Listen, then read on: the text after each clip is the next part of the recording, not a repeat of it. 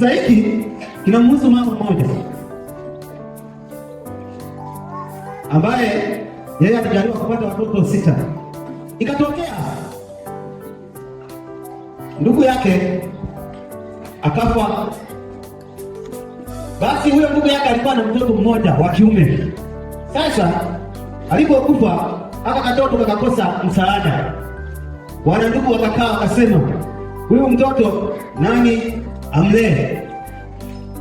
Watu wakashauriana, ikabidi huyu mama apewe kale katoto akalee. Huyu mama sikumuelewa kwamba alikuwa na roho ya aina gani.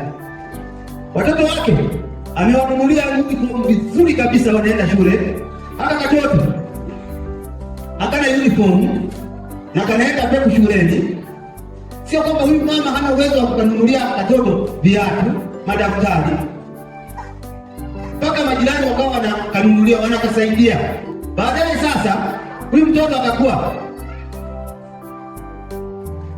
ameendelea kusoma, maliza sekondari, maisha ya kuungaunga, mara saidiwe, fanye vibarua. Huyu mama hana muda. Wakati anashughulikia vizuri mno. Huyu kijana akamaliza la 7. Akafaulu. Mara nenda kose, akatokea bosi mmoja. Mungu alivyo ajabu. Akamsaidia, akamwambia, "Nitakulipia kushonea sare, nitakulipia ada ya shule, utasoma." Huyu kijana akaenda form 1. Na kijana alikuwa na akili vizuri mno. Alikuwa ni very intelligent. Alikuwa na akili ya kuzaliwa.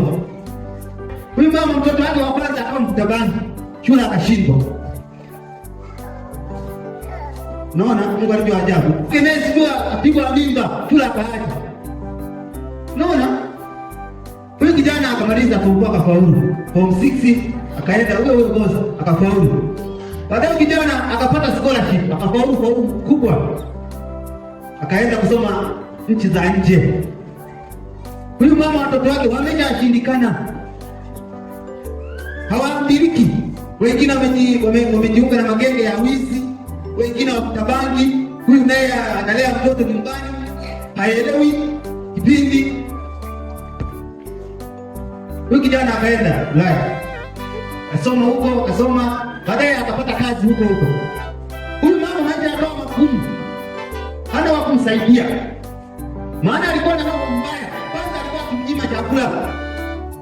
Huyu mtoto wakati fulani alikuwa wale ndio kwa zamani vile vya kuwekea chakula, alikuwa akimwekea kwenye kwa Kisukuma wanaita sonzo. Anamwekea watoto wake anampakulia kwenye sahani nzuri zile za kulia, lakini kijana anaweka kwenye sonzo, anatukana sana na anamtengwa.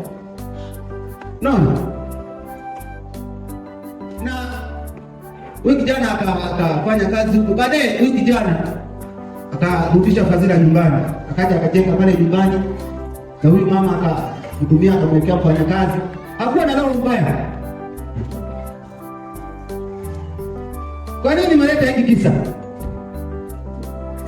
Ikiwa wewe umejenga ukuta na ndugu yako mchana wa leo, hebu nakuomba ubomoe.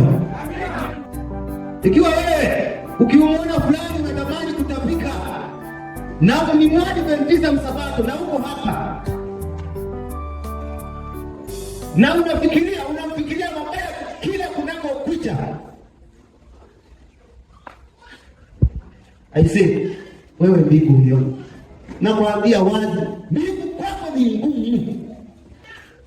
Ikiwa ulitamani kumfanya mtu vibaya, ikiwa ulikuwa ukimfikiria kuna mtu fulani anakutendea mabaya, Yesu anakusihi, acha sasa, acha.